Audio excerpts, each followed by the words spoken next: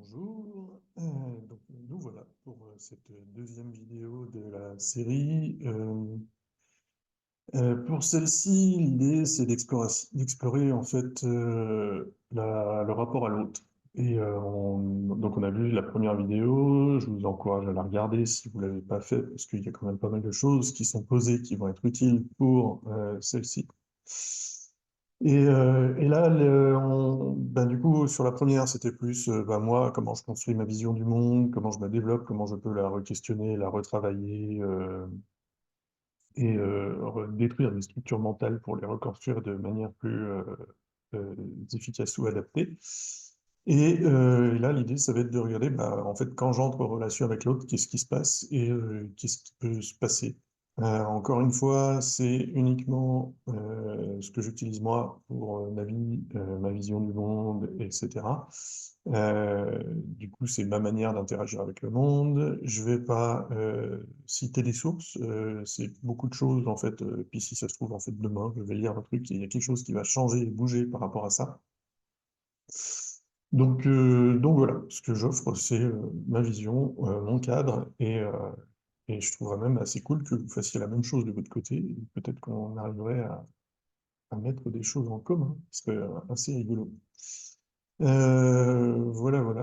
L'intention aussi, c'est en fait, il y a beaucoup de gens qui nous disent qu'il faudrait, enfin, qui se projettent dans, il nous faut des nouveaux narratifs pour dépasser cette métacrise, enfin, ces crises multiples qui sont toutes reliées entre elles. Donc, il nous faut un nouveau narratif, il nous faut une nouvelle histoire, et ils essaient de se projeter dans une histoire extérieure, un narratif collectif qui va fédérer tout le monde. Et ce que je propose, moi, c'est plutôt une histoire intérieure. Donc, c'est quelle histoire on se raconte, nous, en tant que qui on est, et quel pouvoir on a sur construire qui on est, pour que individuellement, en fait, on devienne plus apte à faire face à ce qui va se passer et plus apte à trouver où être notre pouvoir sur ce qui va se passer. Voilà. Et vous pouvez aussi en faire un jeu à boire, c'est-à-dire qu'à chaque fois que je dis, du coup, vous pouvez boire un shot de tequila et puis voir où ça vous emmène. Parce que apparemment, enfin, je le dis quand même pas mal. Quelques tics de langage, comme on en a tous. Alors, déjà, avant d'entrer en relation avec l'autre, on a déjà une image de l'autre dans notre tête. On va avoir tendance à avoir tout un tas de préjugés, donc de préjugés, où on s'est déjà fait une idée sur quand je vais croiser un inconnu dans la rue, euh, voilà à peu près comment il peut réagir, qu'est-ce qu'il peut faire, etc. Donc on a déjà une image de l'autre dans notre tête avant même de l'avoir rencontré. On peut avoir, par exemple, si je vous dis, imaginez un militaire, imaginez un boulanger, imaginez un agriculteur, imaginez un professeur des écoles ou un professeur d'université, imaginez un présentateur télé. Il y a plein euh, comment dire, il y a déjà plein de choses qui sont collées à tout ça. Donc, avant même de rencontrer la personne, on va avoir déjà tout un tas de préjugés. Et ça va être des préjugés qui sont soit culturels, qui sont associés à la culture dans laquelle on vit, on va avoir les mêmes quand on va aller dans un autre pays, mais on va être encore plus faux que ceux quand on est dans notre pays à nous. Il y a des préjugés qui sont comment dire, des choses qui sont associées à notre famille, la manière dont on a été élevé, ce qui s'est passé dans notre famille, etc. C'est pas du tout la même chose si j'ai été élevé dans une famille d'artisans, dans une famille de professeurs, etc. Dans une famille qui vient d'un autre pays et qui a dû s'adapter, dans une famille qui est née dans ce pays-là et qui vit depuis plusieurs générations, etc. Et donc on a toutes ces choses-là. En fonction même de la ville aussi. Si je vais à Paris, je vais pas imaginer discuter avec un inconnu de la même manière que si je vais dans un petit village dans le nord de la France. Donc il y a vraiment toutes ces choses qui sont déjà là avant même qu'on soit entré en relation avec la personne. Ensuite, quand on voit la personne, il y a la manière dont elle est habillée, la manière dont elle se comporte, les gestes qu'elle fait, les postures qu'elle prend, qui vont nous inspirer plus ou moins d'autorité, plus ou moins de pouvoir, plus ou moins de respect, plus ou moins de choses. Euh, et, Voilà, et tout ça, en fait, ça englobe déjà tous les a priori, les préjugés qu'on va avoir avant de rencontrer la personne. Après, il y a ce qu'on va reconnaître chez l'autre, c'est-à-dire que si jamais la personne elle est habillée plus ou moins comme moi ou dans un style que je reconnais, ou si elle se comporte d'une manière que je reconnais ou qui me semble en fait me dire qu'elle fait partie de mon groupe d'une certaine manière, parce qu'on peut, on, on- on est toujours en train d'essayer de comprendre, voilà, de trouver ceux qui nous ressemblent et ceux qui ne nous ressemblent pas, ceux qui font partie de notre groupe, ceux qui ne font pas partie de notre groupe. Et on va avoir plus d'affinité avec les gens dont on a l'impression qu'ils font partie de notre groupe.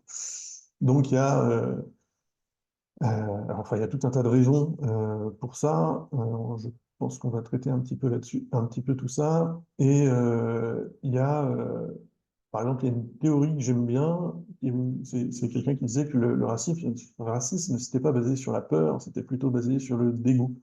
Et que, en fait, donc on a notre système immunitaire qui va essayer de nous protéger des attaques extérieures, qui va essayer comment dire, de s'assurer qu'on ne chope pas des maladies, etc., et que notre système corps soit préservé. Et on a aussi un système immunitaire psychologique qui nous dit quand il y a des trucs qu'on ne devrait pas faire parce que justement ça pourrait nous amener des maladies, nous porter atteinte, etc.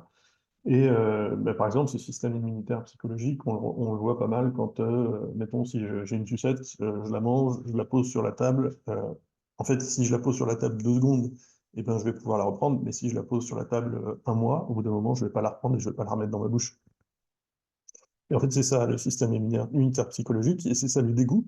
C'est ce truc-là de dire, il y a quelque chose enfin, voilà, qui potentiellement peut me porter atteinte.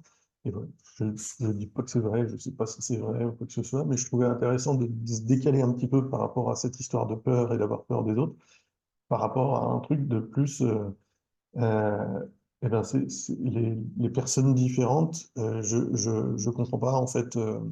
Voilà, peut-être qu'elles peuvent me porter atteinte où elles viennent d'ailleurs, donc peut-être qu'elles peuvent m'amener des maladies ou des trucs comme ça. Je dis pas que c'est juste non plus. Enfin bref, voilà.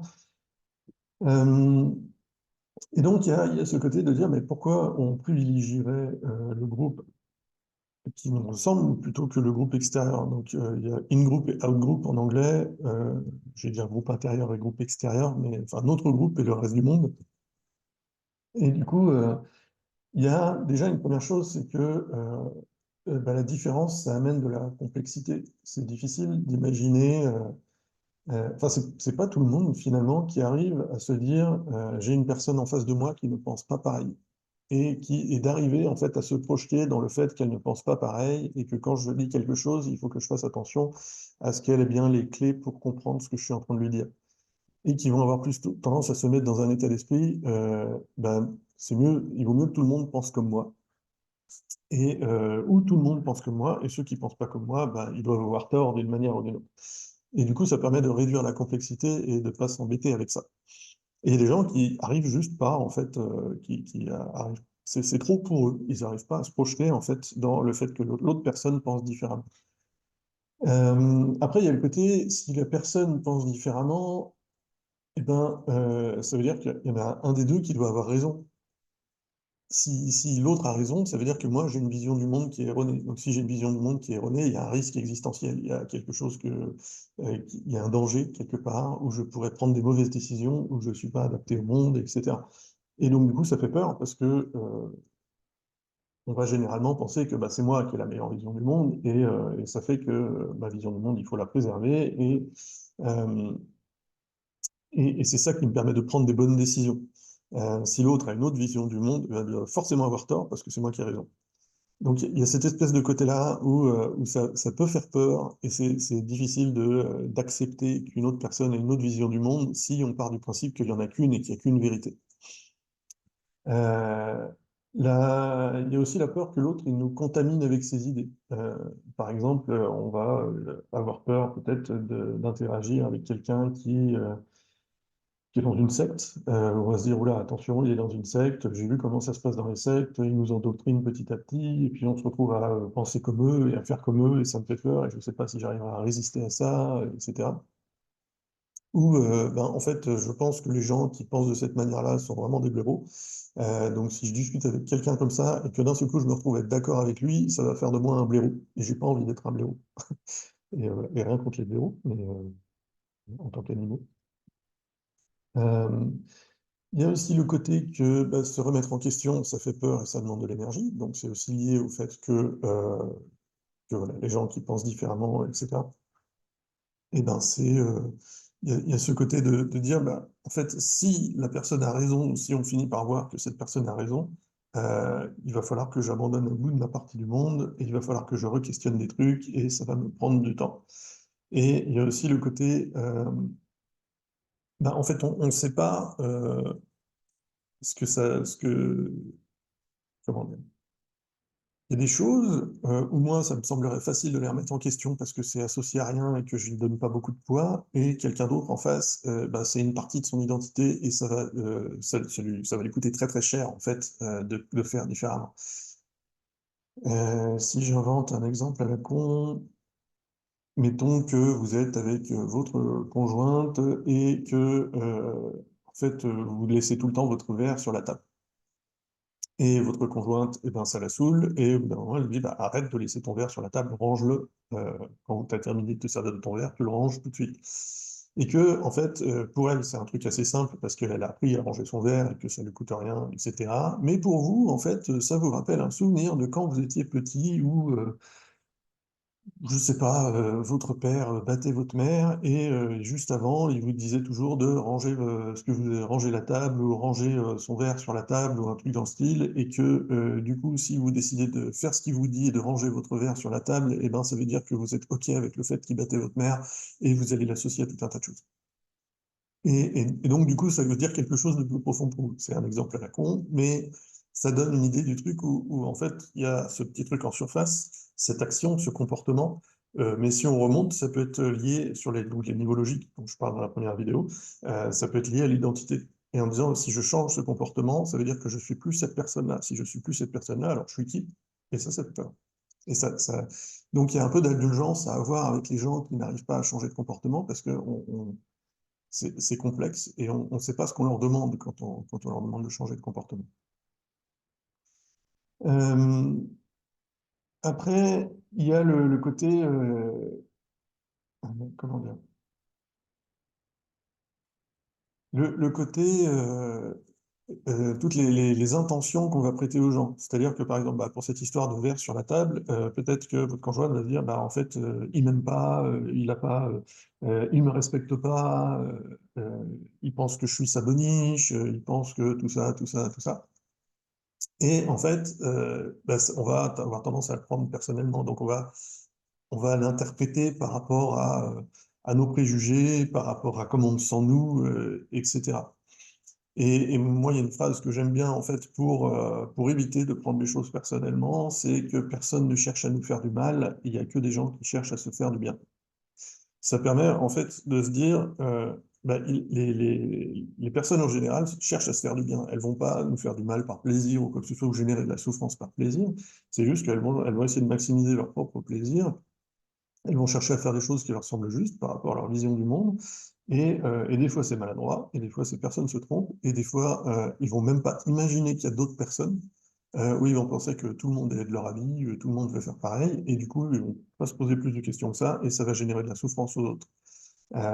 Même pour moi, le pire des psychopathes, bah, en fait, quand il va faire des trucs horribles, c'est pour se faire du bien, c'est pour essayer d'atténuer une certaine souffrance qu'il a à l'intérieur et il va, considérer juste les autres comme des animaux, des trucs comme ça. Donc pour lui, il y a pas de voilà, quand vous mangez un poisson ou vous mangez une poule ou vous mangez un truc comme ça ou une vache, vous pensez même pas à la souffrance que vous avez pu générer, à travers ça. Vous cherchez pas à faire du mal à la vache, vous cherchez juste à manger un bon steak. C'est un peu cette idée-là. Hem, ensuite, il y a l'idée que, bah, du coup, on interagit, généralement avec l'image de l'autre, donc avec, dans notre vision du monde, l'image qu'on a créée de l'autre, mais rarement avec l'autre lui-même.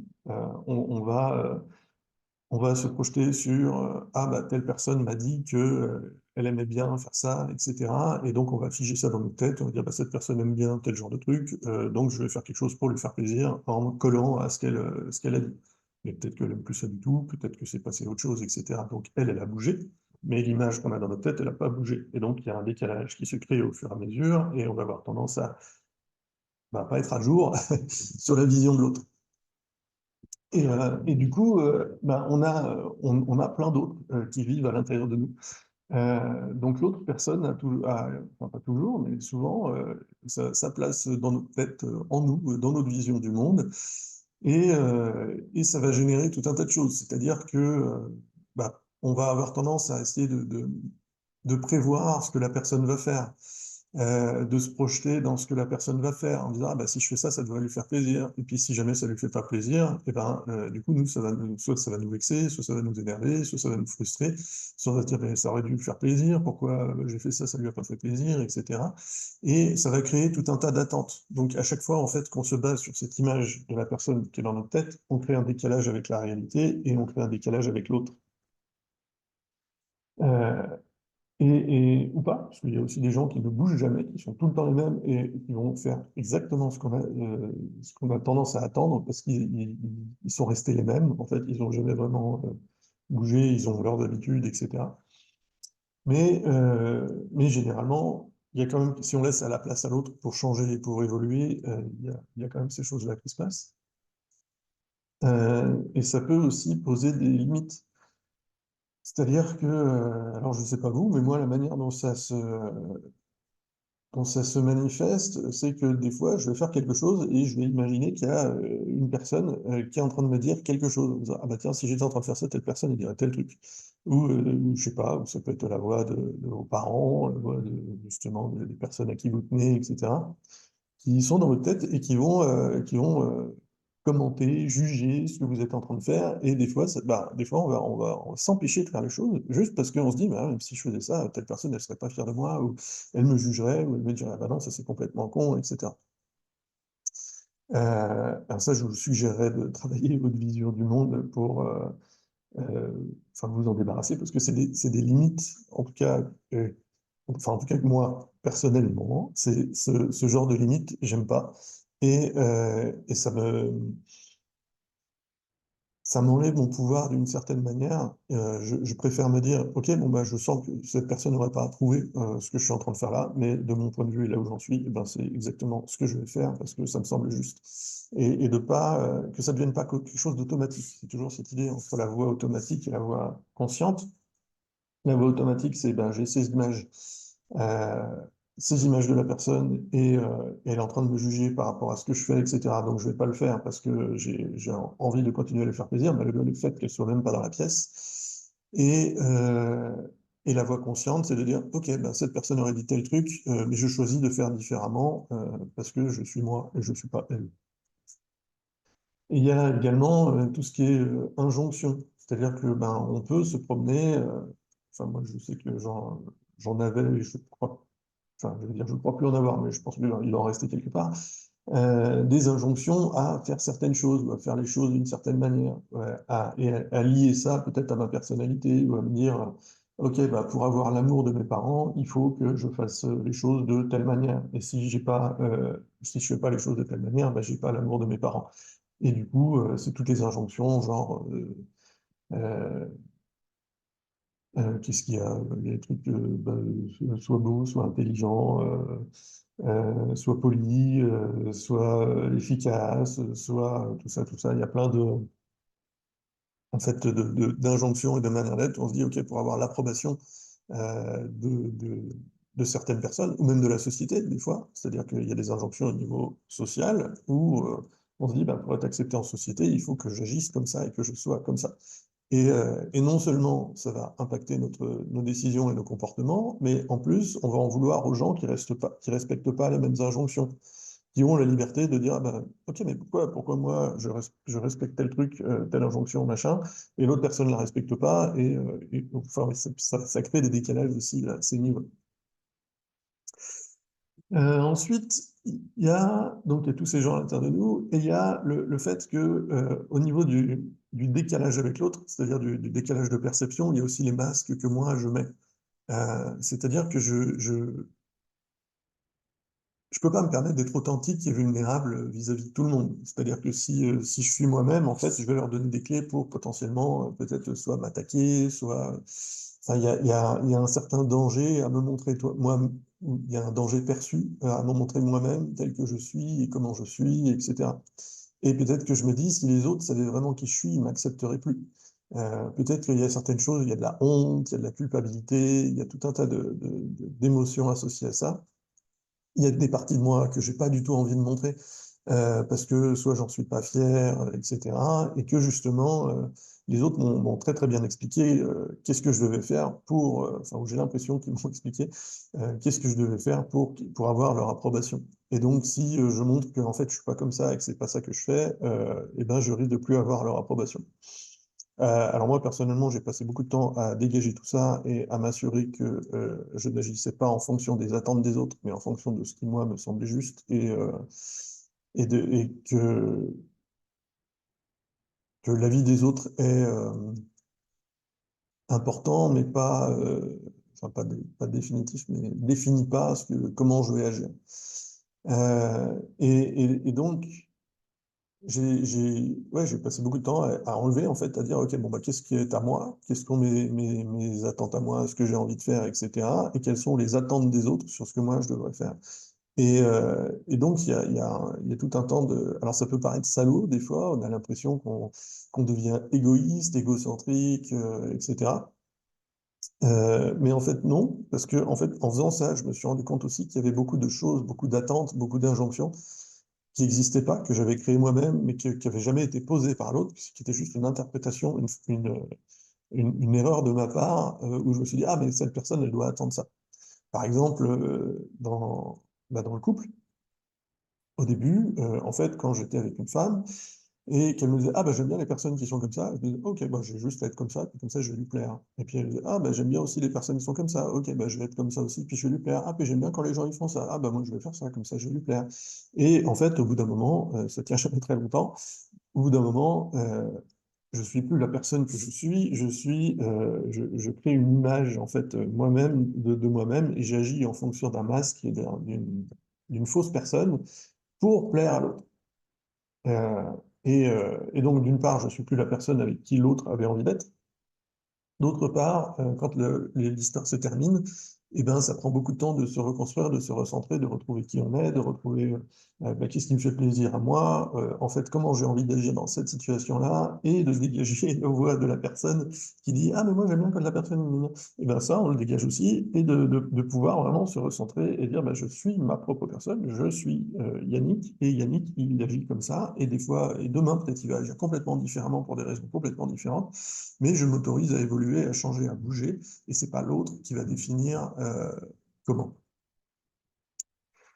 Euh, Après, donc il y a toutes ces choses-là, et quand on se laisse aller à être authentique et vulnérable et à montrer ses émotions, à montrer vraiment ce qui se passe en nous, alors d'une part, déjà c'est beaucoup plus intéressant. Je vous encourage à entretenir les relations avec les personnes qui osent faire ça, ou au moins créer le cadre qu'il faut pour que les personnes se permettent de faire ça.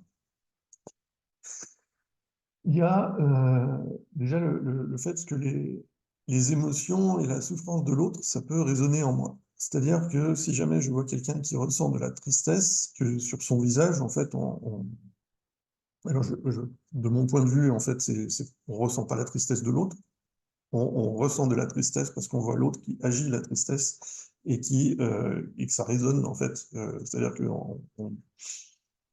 ça, c'est cette histoire de neurones miroir en disant, OK, ben, je reconnais la tristesse en l'autre, et du coup, ça la génère chez moi. C'est pas la tristesse de l'autre que je ressens, parce que c'est mon point de vue, et je suis pas, j'ai pas des super pouvoirs, il n'y a rien qui circule entre les deux à ce moment-là, c'est juste du visuel et mes capteurs, mes sens qui, euh, qui chopent tout ça. Mais du coup, quand quelqu'un exprime de la tristesse en face de moi, ma propre tristesse va résonner. Et peut-être que la personne va exprimer quelque chose, expliquer pourquoi elle est triste, etc. Et que ça va résonner, moi, avec, où je vais me dire, ah ben, enfin, je vais ressentir quelque chose, et avec cette tristesse que je ressens, des fois, il y a des messages, il y a des choses, il y a des souvenirs, il y a tout un tas de choses qui arrivent. Et, Et en fait, si je suis pas confortable avec cette tristesse, eh ben alors je vais essayer de la faire taire en moi, mais la manière, généralement, le réflexe, ça va être il faut que l'autre, il arrête avec sa tristesse et qu'il en foute partout, c'est dégueulasse. Et moi, ça me fait ressentir des trucs qui sont inconfortables, donc non, je refuse que l'autre me transmette sa tristesse d'une certaine manière. Et alors donc, il y a plusieurs manières de faire. Si on va s'éloigner, soit des fois on va l'aider, on va se dire, ok, bon bah, c'est inconfortable. Moi, j'aime pas la tristesse, donc l'autre il est en train de ressentir de la tristesse, donc ça doit pas être confortable pour lui, donc je vais l'aider pour plus qu'il ressente de la tristesse. Ah bah ça sert à rien de pleurer, ah bah c'est pas grave, ah bah machin, etc. Et j'essaie de pousser sa tristesse vers lui et de la diminuer et de m'assurer que ça déborde pas de partout. Et, euh, et du coup, en fait, plutôt que d'aller bah, voir ce qui résonne en moi, d'aller chercher ce qu'il y a en moi, etc., et de m'autoriser à ressentir cette tristesse, pour fuir l'inconfort, je vais essayer de la faire taire chez eux. Et voilà, plutôt que de l'accueillir. Euh, et en fait, alors déjà, ça c'est assez violent, c'est-à-dire que ça va rien résoudre pour personne. C'est déjà considérer qu'il y a des émotions négatives et ne pas s'autoriser à ressentir l'inconfort. En fait, pour moi, bah, c'est perdre une opportunité de grandir, c'est perdre une opportunité de se découvrir, c'est perdre une opportunité de se comprendre, c'est perdre une opportunité bah, justement de devenir conscient de ce qui se passe en nous plutôt et de rester dans cette espèce d'automatisme en disant, ok, bah, la tristesse qui est là, je la ressens pas maintenant, mais dans un mois, une semaine, 2 ans, elle va me péter à la gueule et du coup, je vais tout avoir d'un coup et ça va être encore plus difficile à gérer. Et en fait, c'est comme un téléphone qui sonne. Pour moi, l'émotion, c'est ce signal-là, et ce signal-là, si je refuse de le ressentir, eh ben le téléphone va continuer à sonner. Tandis que si je décroche et que je dis allô et que le message passe, etc., bah, le téléphone arrête de sonner. Et en fait, on peut se retrouver, à force de fuir toutes ces émotions, à avoir des tonnes de téléphones qui sonnent dans tous les sens, et ça génère de la confusion, et on ne sait plus où on en est, et on n'arrive pas à trier nos émotions, il y a tellement de choses qui se passent. Enfin, voilà, il vaut mieux les ressentir au fur et à mesure et puis avoir le message au fur et à mesure pour que ce soit quelque chose de fluide et qu'on soit en plus, moi, j'ai envie de dire, plus saine interaction avec le monde. Et donc, quand il y a des émotions ou de la souffrance chez l'autre, euh, pour moi, l'action juste, c'est soit d'offrir du soutien. Dire, bah, est-ce que tu as besoin de quelque chose? Et la personne sera capable de nous dire de quoi elle a besoin, ou pas. Des fois, d'ailleurs, les personnes ne savent pas trop, donc ils vont mieux juste soit attendre. Si vraiment c'est trop inconfortable pour nous, bah, de dire, excuse-moi, je vais juste aller dans une autre pièce, et c'est pas parce que ta tristesse, elle n'est pas juste ou quoi que ce soit, ou parce que je t'aime moins quand tu es triste, mais c'est juste que j'arrive pas à gérer la mienne. Et, euh, et généralement, avant d'aider l'autre, c'est mieux d'attendre une demande, c'est-à-dire que bon, ça sert à rien en fait d'aider les gens qui n'ont pas envie d'être aidés. J'ai essayé, j'ai pas réussi. Enfin, non, j'ai essayé, j'ai fait plus de mal qu'autre chose en essayant. Donc, il vaut mieux attendre une demande et voilà. Il y a aussi un intérêt à laisser souffrir l'autre. Alors ça paraît bizarre, mais si, mettons, il y a quelqu'un qui s'est coupé une jambe avec un couteau et qu'il est en pleine hémorragie, je vais pas le laisser souffrir, je vais aller lui filer un coup de main. Mais si il y a des fois des trucs où on se dit, on, on- on se dit, mais si je me mettais à sa place, j'aurais beaucoup de souffrance ou ça serait très, très inconfortable pour moi. Et, euh, et du coup, je vais essayer de le débarrasser de cet inconfort. Mais en fait, ce qui est important, c'est que la personne agisse. C'est-à-dire qu'il faut qu'elle comprenne elle-même comment agir et comment se débarrasser de cet inconfort. C'est pas à moi de le faire à sa place. Si je le fais à sa place, je lui enlève son pouvoir, en fait. Si j'essaie de la protéger de ce truc-là, je lui enlève son pouvoir. Je peux lui dire, alors, de mon expérience, si tu vas par là, ça va piquer. Et c'est à la personne de décider, ben, je vais par là ou je vais pas par là. Mais c'est pas à moi de l'empêcher. Et des fois, il y a des gens qui sont dans comment dire, qui ont besoin de ressentir cet inconfort, de souffrir, etc., parce que c'est ça qui va leur donner l'énergie de changer, de passer à autre chose, et de se questionner. Ça m'est arrivé de faire des stages de développement personnel où bah, il y a des assistants qui passent, qui sont là, qui aident à gérer, machin, etc. Et en fait, moi, je me retrouve à, je sais pas, je touche quelque chose de vraiment profond, où ça re-questionne tout, qui je suis, etc. Il y a tout qui se pète la gueule, et du coup, c'est très, très triste, et je me mets à pleurer longtemps, beaucoup. et de dire aux assistants, bah, foutez-moi la paix, laissez-moi faire, et de voir les assistants qui ont du mal, parce qu'ils se sentent mal à l'aise face à tout ça, ils aimeraient bien voir faire quelque chose, ils se sentent impuissants, et pour moi, c'est parfaitement OK, parce que j'ai besoin d'aller au fond de ce truc, et de comprendre, et d'aller vraiment creuser le truc, c'est-à-dire de dire, je suis pas venu là pour beurrer des sandwichs, moi j'ai besoin de travailler ce truc-là, donc je vais travailler ce truc-là, et j'ai pas envie qu'on m'en sorte, ou qu'on m'empêche de le ressentir. Et donc, il y a cette notion euh, ben, des fois, il y a des gens qui sont dans une situation inconfortable de souffrance et de laisser vivre ça, parce que peut-être c'est ça dont ils ont besoin.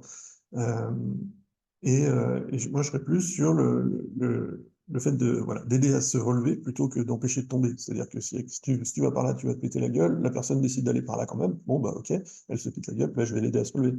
Elle s'est fait mal et elle a besoin de soutien pour gérer ce truc-là.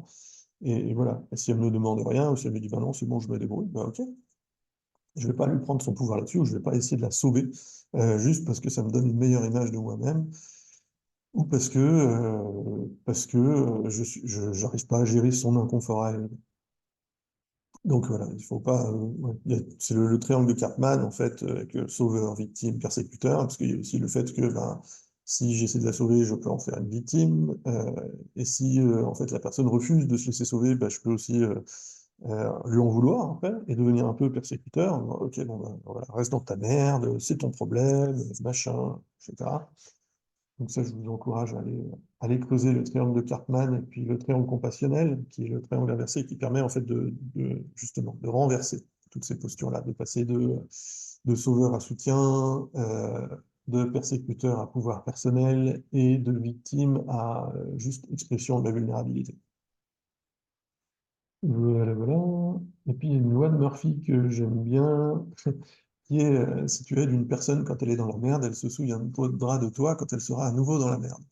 Donc, il y a aussi la notion de ne pas devenir une béquille pour l'autre. Si l'autre a l'impression que vous êtes un élément essentiel de sa réussite, eh bien, sa réussite va dépendre de vous. Et vous devenez une béquille, et quand vous disparaissez, bah, la personne ne va plus se sentir capable de réussir. Et donc, ça crée une relation de dépendance. Alors oui, pour l'ego, c'est sympa et tout, et puis ça fait du bien, mais pour l'autre, c'est pas du tout un service à lui rendre. Encore une fois, de mon point de vue, si vous aimez bien avoir des gens qui dépendent de vous et qui viennent vous voir parce que voilà, ça remplit un vide en vous, libre à vous, et libre aux autres de se laisser faire. Euh, Ensuite, il y a le fait d'aller à la rencontre de l'autre sans chercher à le changer. C'est-à-dire que bah, des fois, en fait, il y a des gens qui pensent pas comme nous, et on se dit, ben, il pense pas comme nous, donc il doit avoir tort, ou alors il est en train de se tromper, ou il devrait faire différemment, ou même d'identifier que si cette personne pense comme ça et fait comme ça, elle est en train de nuire au collectif, à la société, à mon monde, et il faut absolument qu'elle change tout ça, parce que sinon elle est en train de détruire ce que je fais. Enfin, ce que je fais, ce qui est indispensable pour moi. Elle est en train de détruire mon monde, ce que je juge sacré, elle est en train de détruire, elle respecte pas les traditions, ce qui construit mon monde, enfin, il y a tout un tas de choses comme ça.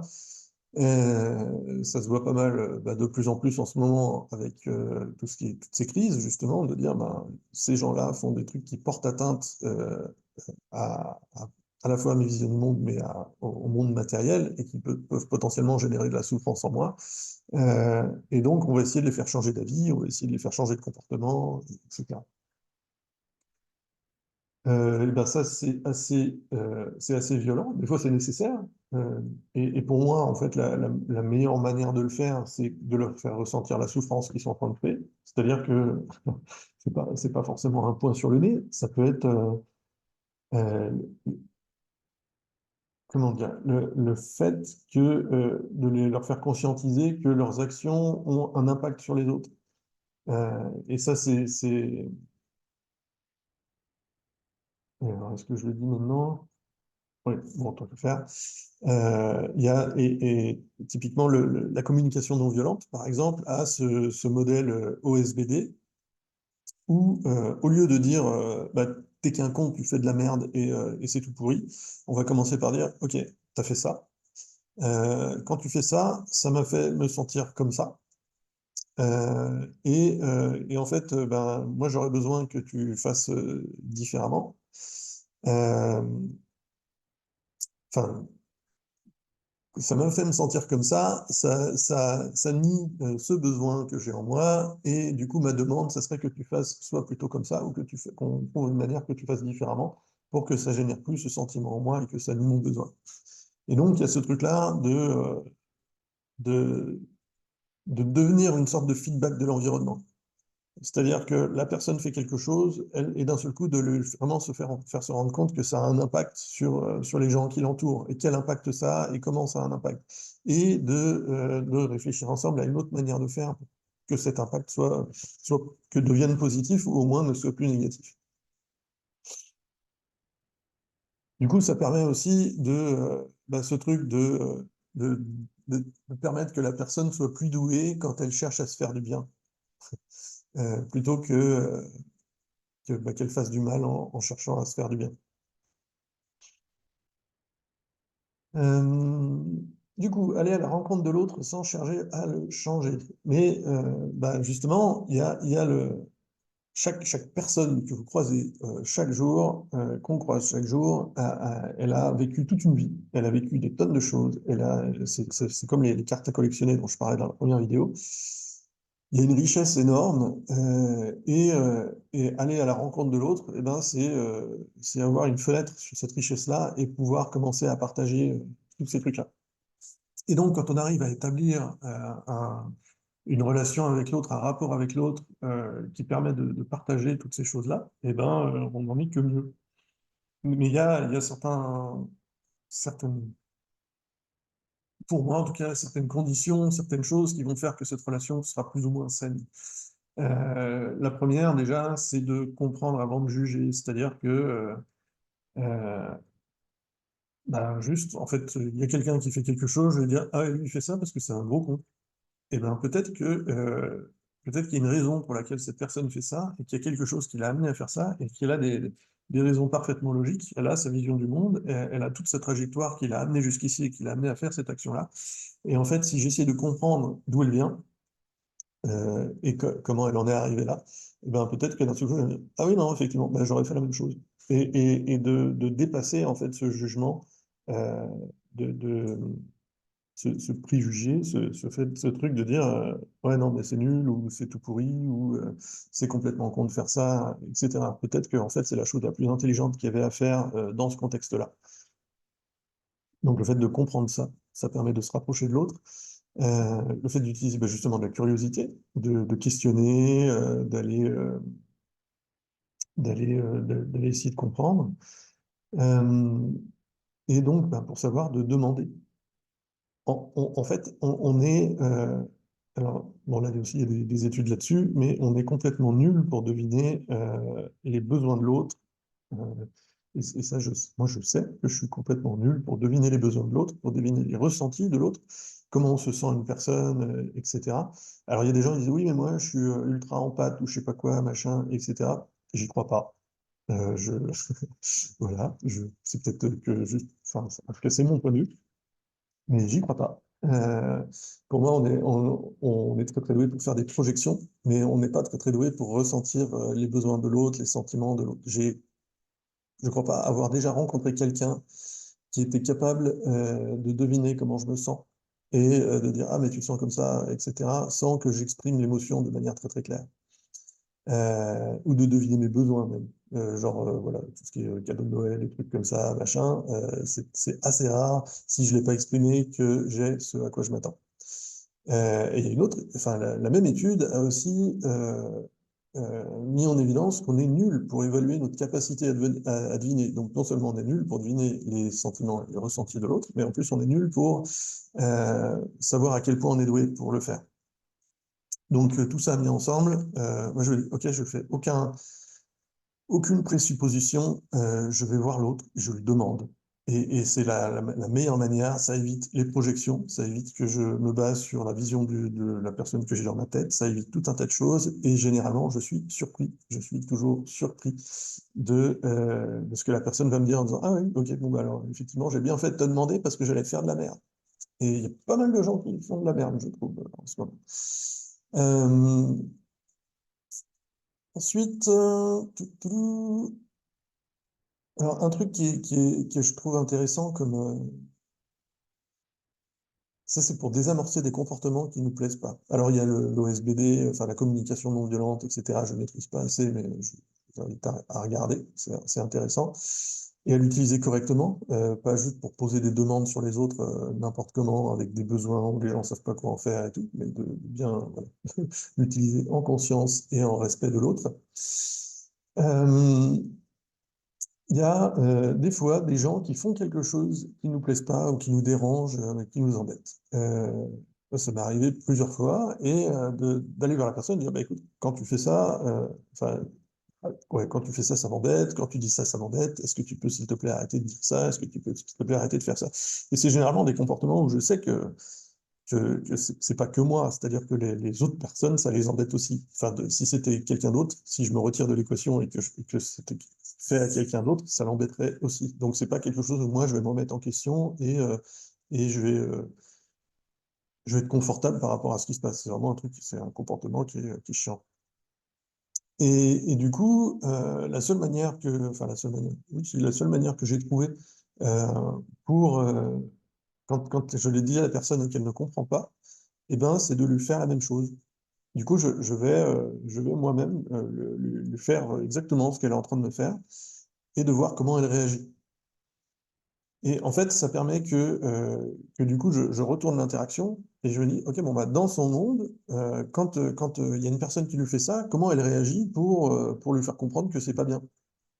Et du coup, la personne réagit, et quand elle me le refait, bah, moi, je réagis de la même manière, et ça permet de désamorcer le truc. Donc, c'est vraiment l'histoire de retourner, des fois, on essaie de faire passer des messages et c'est très très difficile de deviner le format du message que la personne va pouvoir comprendre. Donc la meilleure manière de faire, c'est de retourner les rôles et de lui demander elle, faire passer le même message pour voir comment elle le fait passer. C'est peut-être un peu bizarre et incompréhensible ce que je viens de dire, mais si vous avez compris, ça peut être utile. Ensuite, il y a, alors par rapport à ces histoires de préjugés, euh, il y a la notion de confiance, en fait, et alors ça s'appelle des comportements prosociaux, des comportements qui vont favoriser les interactions, créer du lien, etc., etc. Et il y a un modèle qui est intéressant, parce il y a ce côté-là d'aller vers les autres et d'aller découvrir les autres, et c'est trop sympa, les autres sont des amis potentiels, etc. Mais j'ai pas non plus envie de me faire baiser la gueule et qu'on me vole mes sous et m'emmène dans une secte, etc. Donc comment est-ce que je mets la limite et comment est-ce que je crée cette limite? Moi, j'ai plutôt tendance à partir sur de la confiance a priori. Donc, de base, je fais confiance aux gens en sachant que eux, ils ont leur vision du monde et qu'il ne faut pas non plus que je leur fasse confiance sur tout, n'importe quoi, n'importe comment. Et, euh, et il y a la théorie du jeu, donc tout ce qui est dilemme du prisonnier, etc., qui est en fait une manière de... Alors, bon, je vous encourage à aller voir le dilemme du prisonnier, parce qu'il y a plein d'endroits, je pense, dont Wikipédia, où c'est expliqué de meilleure manière que ce que je vais faire maintenant. Mais en gros, c'est de dire, OK, bah, quand je suis en interaction avec quelqu'un, soit cette personne va faire quelque chose qui est utile pour nous deux ou qui va dans le sens de la relation, soit elle va faire quelque chose pour se privilégier elle-même en potentiellement me faisant du mal. Et donc, avec les inconnus, ben, je ne sais jamais vraiment ce qui va se passer. Dans notre société, une bonne grosse société capitaliste, etc., avec bien de la télé dans la tête et tout, on a tendance à nous faire penser que l'autre est un loup, qui va essayer de nous bouffer, qui va essayer de nous arnaquer, qui va essayer de nous voler notre argent, qui va... Voilà. Surtout si c'est un politicien, tout ça. L'autre, c'est vraiment un connard. Ça, c'est culturellement ce qu'on est en train de développer grâce à la télé, grâce aux médias, etc. Donc, on part avec des a priori négatifs. Euh, et en fait, pour dépasser ça, euh,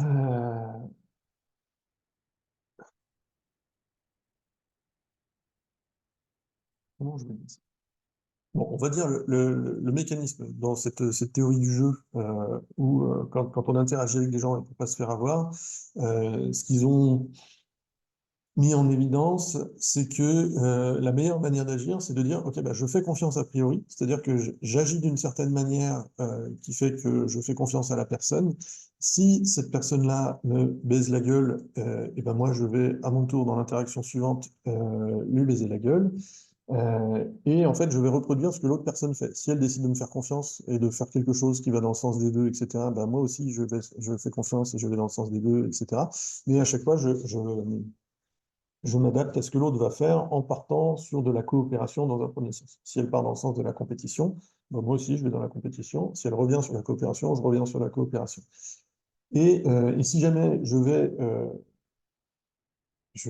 dans le sens de la coopération, qu'elle va dans le sens de la compétition, que moi aussi, elle aussi, moi aussi, elle aussi, et qu'on reste dans la compétition tout le long, et ben, de temps en temps, de manière aléatoire, ça vaut le coup de faire un acte de coopération euh, indéniable, où je vais en fait montrer que ben, si tu veux me refaire confiance et si tu veux partir dans la coopération, moi je suis OK. Ça évite de rester coincé dans ce truc de compétition, compétition, compétition, et de donner des opportunités, des fois, de montrer qu'on peut faire confiance. Et voilà. Alors, je vais pas aller sur le pourquoi dans notre société on a de moins en moins d'opportunités de montrer qu'on peut faire confiance, comme quoi, comment c'est lié au système économique, machin, etc. Mais c'est juste ce truc de c'est socialement viable et ça permet de vivre quand même et il n'y a pas de trop bon, trop con ou de trucs comme ça quand on agit comme ça. Confiance a priori, et si jamais la confiance est trahie, ben, du coup, je laisse tomber. Et si jamais la personne se remet en posture de coopération, et ben, moi aussi, je teste, etc. Enfin, euh, ensuite, il y a justement, comment on peut dépendre de l'autre sans perdre son indépendance. Alors ça, c'est quelque chose sur lequel je suis pas très fort parce que, enfin, en tout cas, au niveau personnel, j'ai l'impression de trop me détacher des autres, quelque part. Donc, du coup, au niveau relation profonde avec des gens, j'en ai pas tant que ça. Euh, ou vraiment des trucs où j'arrive pas à savoir si c'est juste ou pas, j'arrive pas à savoir si c'est ce que je suis censé faire, enfin, si c'est bon pour moi ou pas. J'ai des amis, des connaissances, etc. Mais il y a personne avec qui je sois en relation extrêmement profonde. Donc j'ai des... Moi, je suis pas. Donc à ce niveau-là, le côté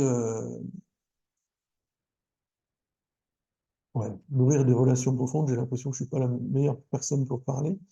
Euh, et en fait, pour moi, dans l'interaction avec l'autre, ce qui est important et ce qu'on a tendance à oublier, euh, c'est l'espace entre l'autre et moi. Et c'est là où généralement, quand on dit quelque chose à quelqu'un, on va avoir tendance à lui mettre dessus. On va avoir tendance à dire, ah, mais toi, t'es comme ça, mais toi, tu fais ça, etc. Et en fait, le fait de se rappeler qu'il y a la relation, et donc il y a l'autre, il y a moi, et il y a la relation, et c'est sur la relation qu'on agit, c'est sur la relation qu'on a du pouvoir. C'est là où on peut vraiment changer quelque chose. On peut pas changer l'autre. On peut pas se débrouiller pour que l'autre soit différent, à moins de vraiment lui taper sur la gueule et la faire, le ou la faire agir différemment. Mais l'autre, enfin, on n'a pas de pouvoir sur lui, d'une certaine manière. Tout le pouvoir qu'on a sur les autres, c'est le pouvoir qu'ils veulent bien nous donner. Ça se prend pas, le pouvoir, ça se donne. Et du coup, le fait de se rappeler qu'il y a cet espace au milieu, qu'on agit sur la relation, et ben ça permet de poser des choses au milieu, en disant, bah, ok, ben, voilà moi où j'en suis, voilà comment je me sens, voilà ce qui se passe pour moi, comment c'est pour toi, et de mettre tout ça au milieu, et de dire, ok, cool, ben, moi, à partir de maintenant, je vais faire comme ça, et qu'est-ce que t'en penses, et que l'autre personne puisse agir, réagir, et se positionner par rapport à ça. Et ça, c'est important, parce que on a, enfin, en tout cas, moi, j'ai eu souvent... j'ai souvent fait cette erreur-là de partir trop loin, de me projeter trop loin, c'est-à-dire bah, toujours dans cette idée de commencer par réfléchir aux conséquences de mes actions et de me projeter dans une suite d'actions avant d'agir. ben, je vais faire un certain chemin dans ma tête, et après je vais aller agir vers l'autre, et l'autre va pas comprendre pourquoi, parce que la personne n'a pas fait ce chemin-là dans sa tête. Alors des bons exemples, c'est ah bah je rencontre une fille qui me plaît, et je vais me projeter dans ma tête, et au bout je sais pas, de 30 minutes de réflexion, bah ça y est, on est mariés, on a des enfants, et puis on habite là. Et en fait, d'avoir généré tout ce truc-là dans ma tête, de m'être projeté tellement loin, alors que, en fait, la première fois où où on va sortir ensemble ou un truc comme ça, et ben, en fait, il va se passer pas du tout ce que j'avais prévu, et ça va être complètement différent. Et quand je vais dire tel truc, et ben, la personne va répondre quelque chose de complètement différent par rapport à ce que j'avais prévu, et du coup, tout ce que j'avais prévu tombe à l'eau. Et donc, il y a cette notion c'est une espèce de construction au tour par tour, que si on se projette trop et si on avance trop, ben, on laisse l'autre derrière. Et que bah, des fois, il faut remettre les choses au milieu pour pouvoir se recaler, s'assurer qu'il n'y ait pas des attentes, des fausses attentes, enfin des choses comme ça. Euh, Ensuite, il y a cette idée bah, de prendre soin de la relation, justement, de comment il y a une différence en fait entre le lien et la relation. Quand j'entre en relation avec quelqu'un, je crée du lien. Je vis des choses et si c'est positif ou neutre, en fait, je crée une expérience commune. Et plus on entre en relation et plus cette expérience commune va grandir. Donc plus le lien sera fort. Et donc c'est possible, par exemple, voilà, la plupart de mes potes, si on ne se voit pas pendant 6 mois, et ben, quand on va se voir au bout de 6 mois, on va repartir de là où on avait laissé. Le lien est tellement fort, en fait, euh, que à chaque fois qu'on rentre en relation, il y a tout ça qui est là, et qui est présent, et qui disparaît pas. Et donc, c'est important de faire le lien entre les deux. Plus on rentre en relation avec quelqu'un, plus on va créer ce commun, et plus ce commun va grandir, et plus ce lien sera fort, d'une certaine manière.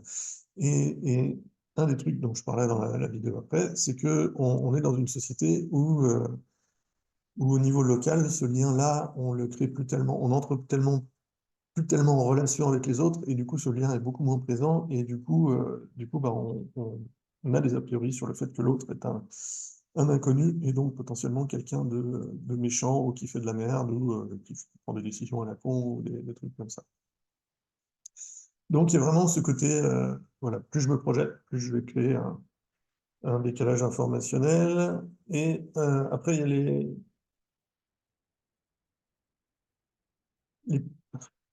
les idées reçues peut-être sur ce qu'on a l'impression de devoir faire pour prendre soin de la relation ou prendre soin de l'autre ou pour faire plaisir à l'autre.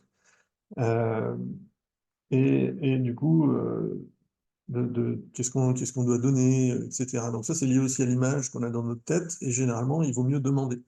Vraiment, de partir du principe qu'on ne sait pas et de demander. Et que si on se projette, on va faire on va dépenser de l'énergie pour rien d'une certaine manière, et potentiellement l'autre en face va recevoir quelque chose qui ne lui convient pas et va encore plus se dire, bah, je pensais que cette personne me connaissait, mais en fait elle me connaît pas du tout.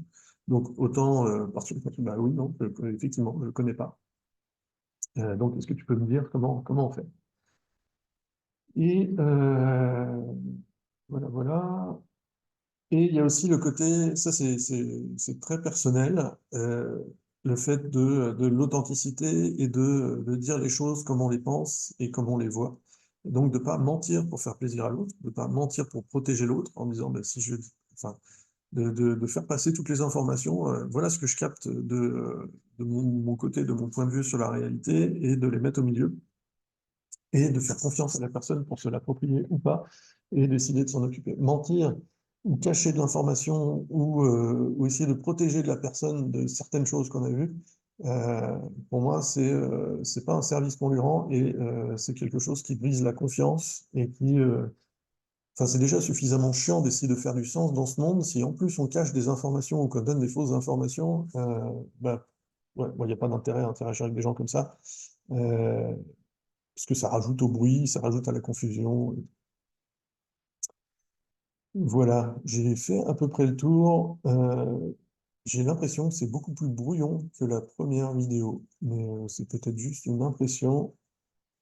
Voilà, donc n'hésitez pas à faire vos retours si, s'il y a des trucs qui peuvent être peut-être précisés, ou j'ai un peu plus l'impression de partir dans tous les sens. Du coup, la prochaine vidéo sera, maintenant qu'on...